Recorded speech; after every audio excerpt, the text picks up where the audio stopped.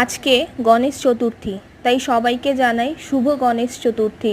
Hello, আমি তনুকা আর আপনারা দেখছেন তনুকাস ডায়েরি। আজকে আমার একটা ছোট্ট প্রচেষ্টা গণেশ পুজোর দিনকে। আমাদের বাড়িতে একটা তেলের ডাব্বা ছিল অনেককাল আগে, সেটা আর ইউজ হতো না, তাই সেটার ওপরেই আমি কিছু কারুকার্য করলাম। প্রত্যেক বছরই আমার একটা স্বভাবেই আছে, প্রত্যেক বছর যখন গণেশ পুজো হয় আমি কিছু না কিছু ছোটোখাটো একটু বানানোর চেষ্টা করি, তাতে ওই যে মেমোরেবল হয়ে থাকে গণেশ পুজোটা।